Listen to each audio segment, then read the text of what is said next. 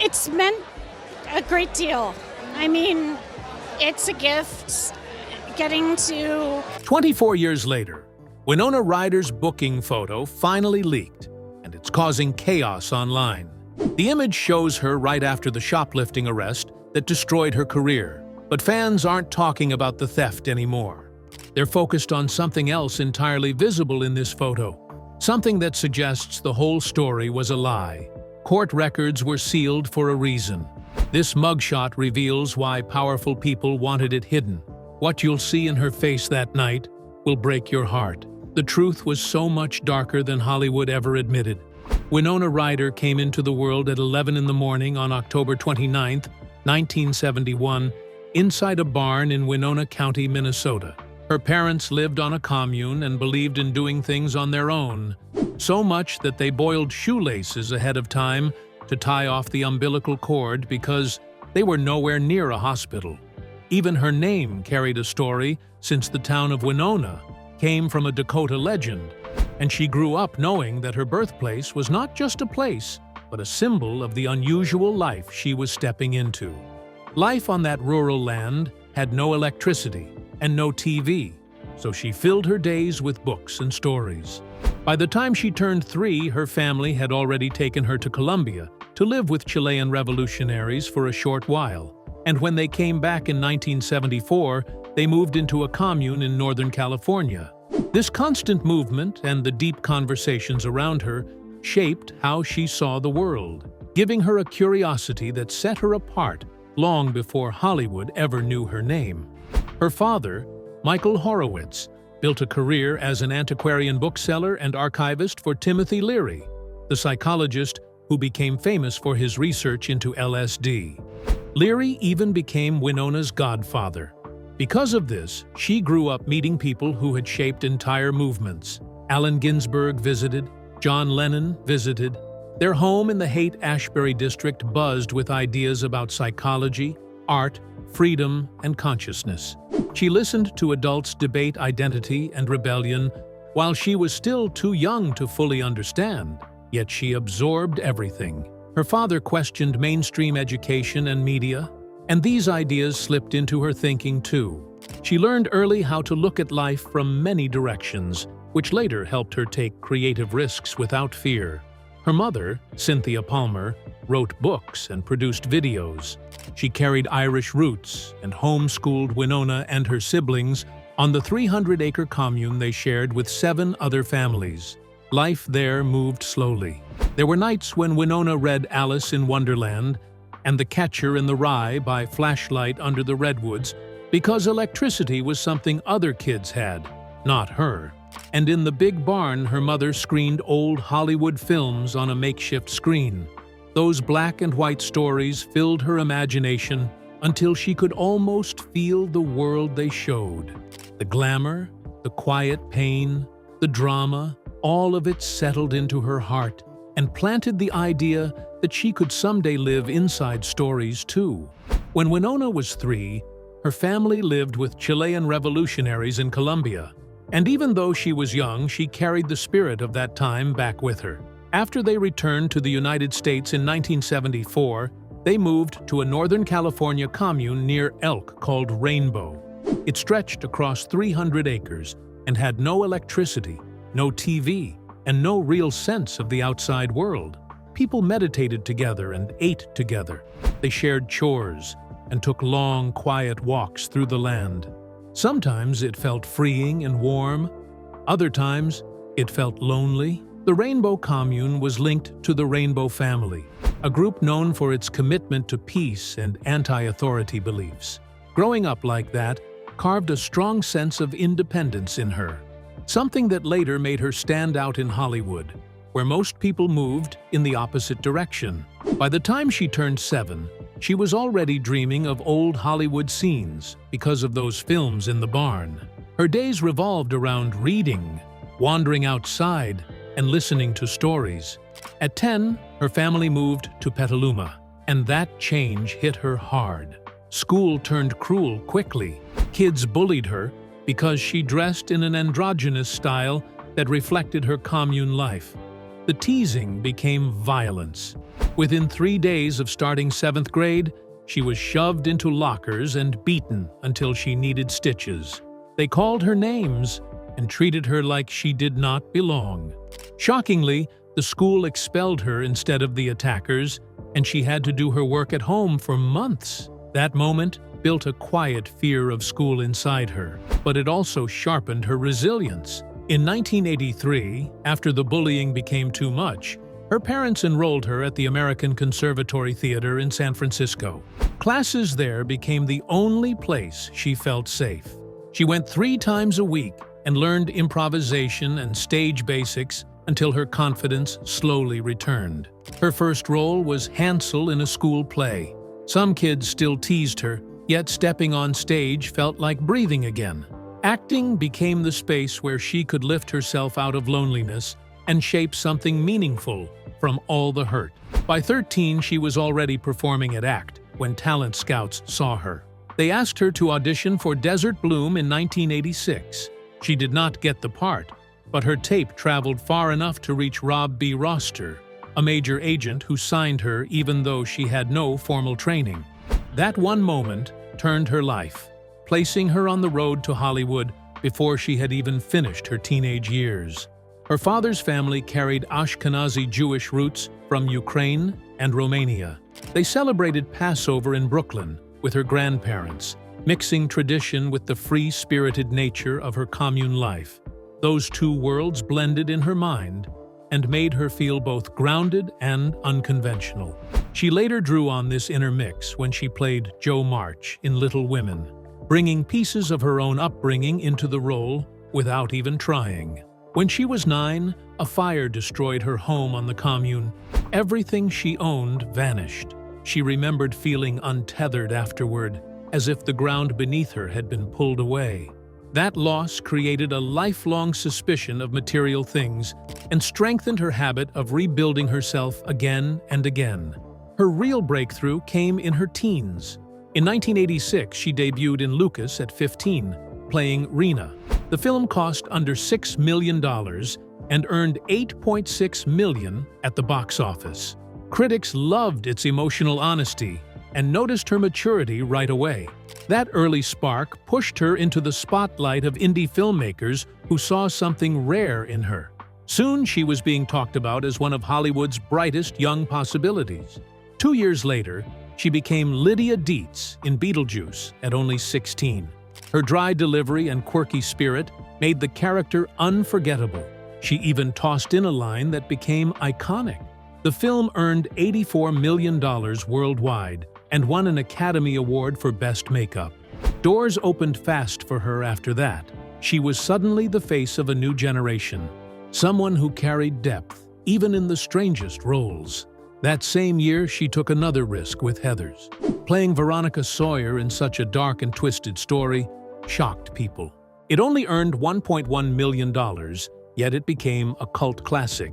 Critics debated whether the film was brilliant or depraved, but almost everyone agreed that Winona's performance held everything together. Her association with such edgy material almost cost her a role in The Freshman with Marlon Brando, but she did not regret it. Heathers proved she could take on difficult stories long before most young actresses were trusted with anything that heavy. In 1989, she was nominated for Best Actress by the Chicago Film Critics Association for Square Dance. She was still a teenager and already earning praise usually reserved for seasoned stars. Critics pointed out how easily she conveyed emotional complexity, something she would become known for as her career grew. During Beetlejuice, she also got her first real glimpse of Hollywood life. She was 16 and surrounded by adults who lived wildly different lives from the ones she had known in communes and quiet barns. She admired Michael Keaton's intense method acting and even felt her first industry crush. Being around that energy thrilled her, but also unsettled her. She was standing on a line between childhood and the fast-moving adult world of show business. The things she learned during that time shaped how she approached future roles, friendships, and even the hidden pressures of fame. Winona Ryder stepped into the world of movie magic with a kind of softness that still pulled you in. and it showed early when she filmed the ice sculpture moment in Edward Scissorhands in 1990. The scene looks dreamy on screen, but the reality was far colder. They filmed it at night in Lutz, Florida, where the set was turned into a winter world with real snow machines and real ice. Temperatures dropped close to freezing. Everyone shivered, yet Winona kept moving under the falling flakes, while Johnny Depp shaped those giant blocks of ice. The moment where she dances and leans in for that kiss became one of the most loved scenes of the decade. The movie pulled in $86 million worldwide and turned her into a romantic lead almost overnight. It felt like the movie handed her a new kind of spotlight, one she carried all through the early 90s. Then came Mermaids in 1990, which should have been simple but turned messy before the cameras even rolled. Emily Lloyd was cast first, but Cher did not think she fit the role, and the decision to replace her brought a lawsuit that ended with a settlement of $435,000 and 2.5% of the film's net profits in 1991. Winona stepped in as Charlotte Flax and filmed throughout fall 1989 in small Massachusetts towns. Her performance captured that strange pull between a restless daughter and a mother who lived life like a glittering storm. The movie earned her praise, a National Board of Review award, and a Golden Globe nomination. By the time it released in December 1990, it was clear she had become one of the most compelling young actresses of her generation. Still, her biggest shift came in 1992 when Bram Stoker's Dracula reached her hands. She had walked away from The Godfather Part 3 before filming, and Francis Ford Coppola had been furious with her. But she brought him a script by James V. Hart and pushed him to read it. Something in it changed his mind about her. She became Mina Harker, as if she was made for that world. The film cost $40 million to make and earned $214 million across the world. It won 3 Oscars for makeup and design. And during filming, she fainted more than once because her corset was too tight. She still kept going. You can feel that determination in every frame. Soon after that, she stepped into Martin Scorsese's The Age of Innocence in 1993. She played May Welland with a kind of quiet intensity that lingered long after the movie ended. She studied etiquette from the 1870s and carried herself with a softness that looked effortless but took real work. They filmed in places like Troy in New York and the Philadelphia Academy of Music, building a world of candlelight and whispers. Editing took 12 months as Scorsese and Thelma Schoonmaker shaped every detail. The movie earned $42 million and gave Winona both a Golden Globe and an Oscar nomination. It showed how far she could stretch as an actress. But before all of that brilliance sat one difficult moment. In 1990, she was set to play Mary Corleone in The Godfather Part 3. Weeks before shooting, she collapsed from exhaustion and anxiety. Johnny Depp called the studio and explained she could not continue. She was flown back to California, and Coppola replaced her with his daughter Sophia. The change sparked criticism and broke the rhythm of the production. The movie struggled at the box office and in reviews, yet that painful exit pushed Winona toward the projects that would define her, including Dracula just 2 years later. Then Little Women arrived in 1994. She stepped into Joe March with so much fire that she wanted the script to better reflect Joe's hunger for independence. She worked closely with screenwriter Robin Swicord and asked for a version of Joe that carried more ambition, more desire to write, and more focus on freedom. The film earned $80 million worldwide and brought her another Oscar nomination at age 22. It also helped reshape how the story was understood by younger generations, turning it into something boldly feminist while still honoring its 1868 roots. Reality Bites came the same year and captured another side of her. She played Lelena Pierce, a young filmmaker stumbling through love and confusion. The movie earned $34 million and carried the mood of an entire generation. Winona improvised many moments, especially during breakups and arguments. You can feel her real doubts in those scenes, the kind that sit close to the skin. It became a cultural anthem almost instantly. In 1995, she returned in How to Make an American Quilt. She played Finn Dodd, a young woman listening to the stories of older women who stitched their lives into quilts. The cast included Maya Angelou and Anne Bancroft, giving the film a warm and lived-in feel. It cost $10 million to make and earned $41 million across the world. Winona improvised monologues that made Finn feel fragile and real. The ensemble earned a Screen Actors Guild nomination, and the movie ended up becoming a quiet favorite for many viewers. Then came The Crucible in 1996. She played Abigail Williams opposite Daniel Day-Lewis and pushed herself to learn the history behind the Salem trials. The movie cost $22 million and made only $7 million domestically, but critics praised it for the performances. The story carried heavy themes of fear and accusation. Her version of Abigail was filled with sharp edges and longing, capturing the danger of unchecked jealousy in a world ready to burn. Even today, the movie is seen as a faithful and haunting version of Arthur Miller's story. Girl Interrupted in 1999 brought her to a personal breaking point. She served as both star and executive producer and carried Susanna Kazan's memoir with deep responsibility.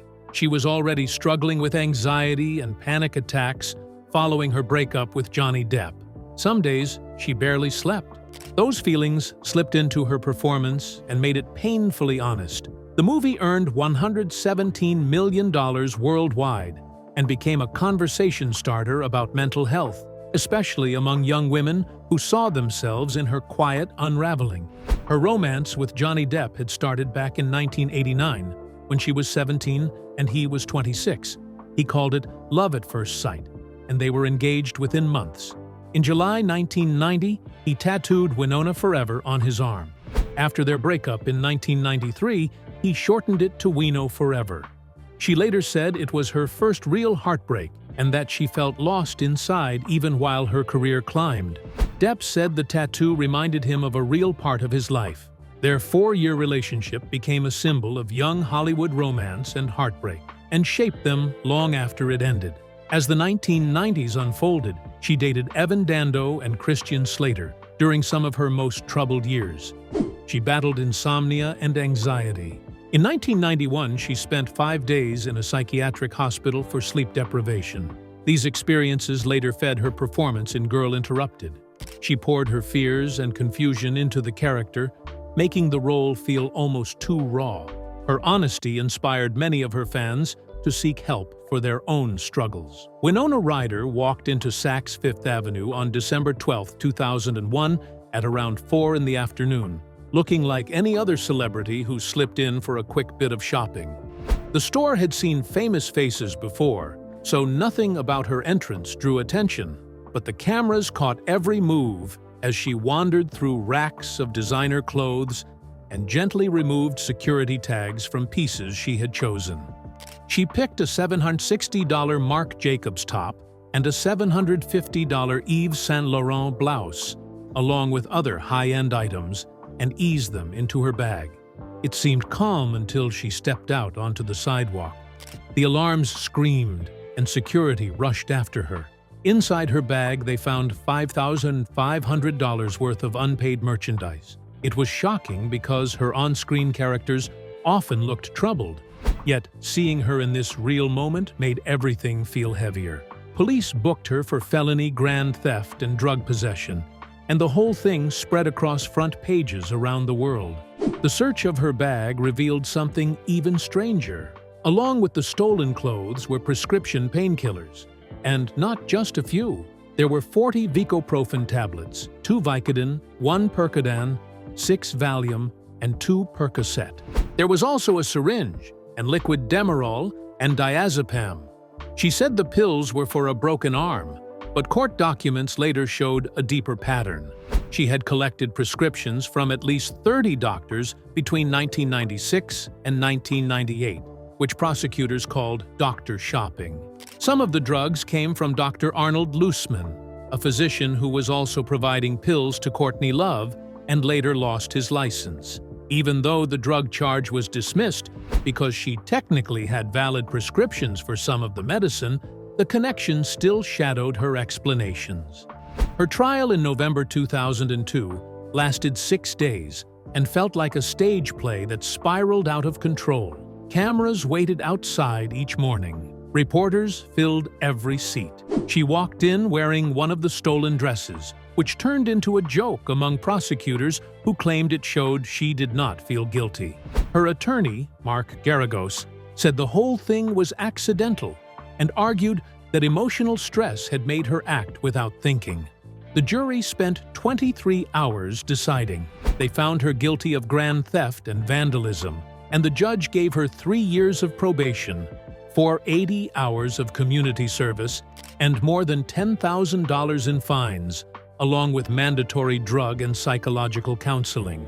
Hollywood watched every second and treated it like a spectacle, something almost unreal, like one of her films had leaked into real life. During the trial, Saks security admitted something surprising. They said they already knew she had done small things before, like buying expensive outfits, wearing them, and returning them later. This practice was called wardrobing, and stores sometimes ignored it if the customer spent a lot of money elsewhere. But when she used manicure scissors to cut off security tags, they could no longer overlook it. That changed everything and opened up a debate about how much privilege celebrities receive inside luxury stores. The verdict hit her career with full force. The charges were later reduced to misdemeanors, but the damage was done. She had been an A-list actress one day and almost uninsurable the next. Studios backed away. Projects disappeared. Overnight, she fell from one of Hollywood's brightest stars to someone no one wanted to hire. She stepped back from acting, not by choice, but because every door seemed to close at once. After her arrest and the December 2002 conviction, her life changed in ways she never expected. She had been caught with more than $5,500 in stolen items and faced a trial everyone watched. The fallout forced her into a long break from Hollywood. She even said no to returning for the Matrix sequels, partly because she felt the weight of the scandal pressing on her. The media kept circling her, and she later said she felt so lost she simply checked out. Anxiety and depression swallowed her for years. Therapy became a lifeline during a time when she felt the world had turned against her.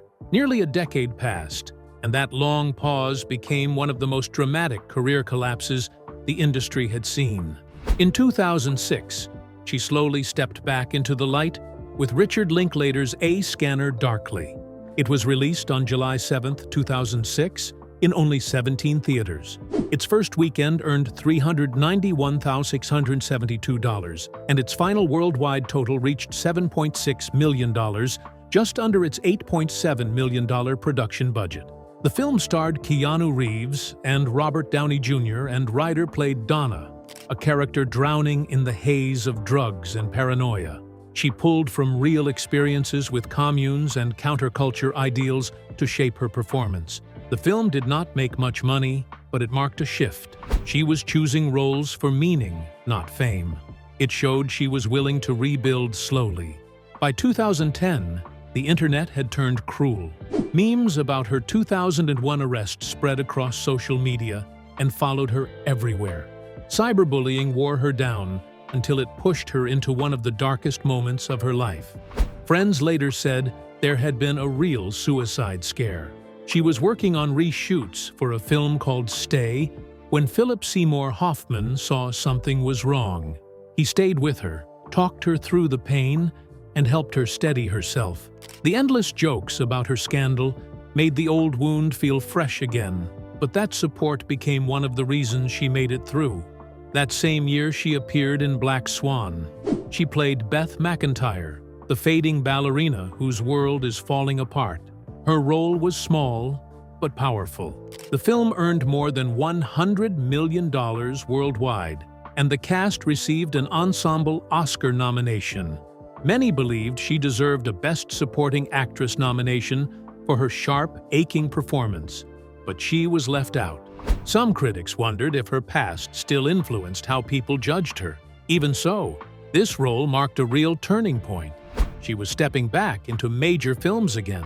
Her biggest comeback arrived in 2016 when she debuted as Joyce Byers in Stranger Things. The scene with the alphabet wall, where Joyce uses Christmas lights to talk to her missing son, became one of the most iconic moments on Netflix. The production team hand-painted each letter and wired every bulb.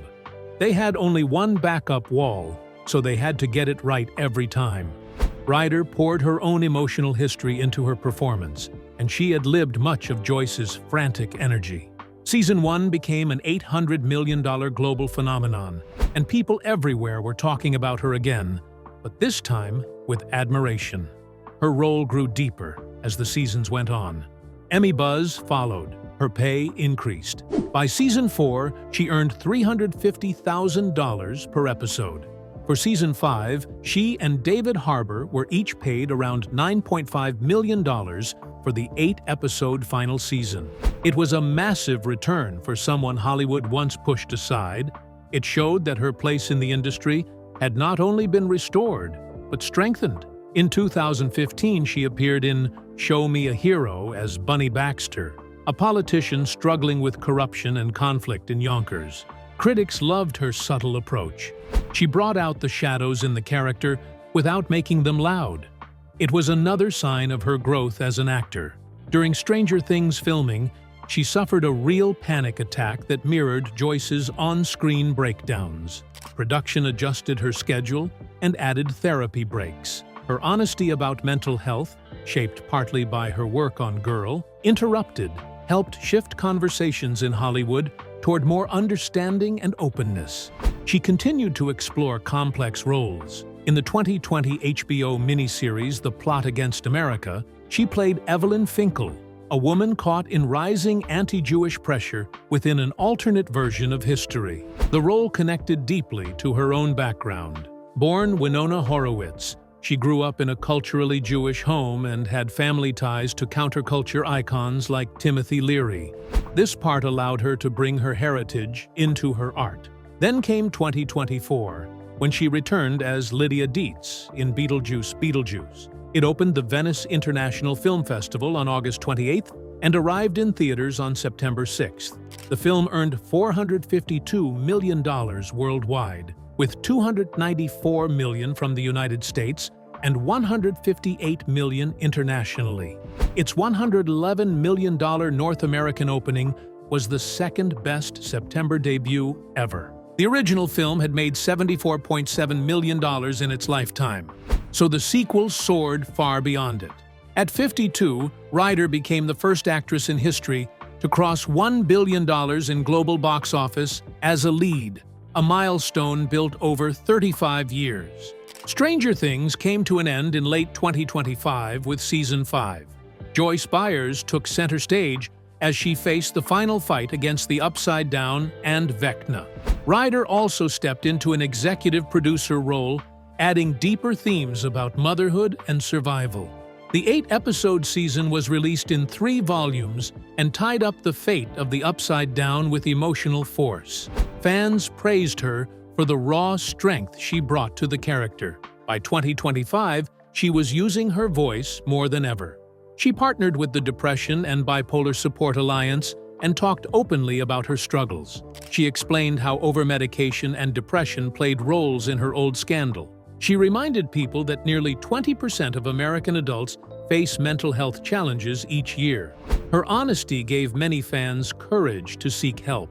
She also surprised everyone in 2025 by revealing that she turned down a major Marvel role.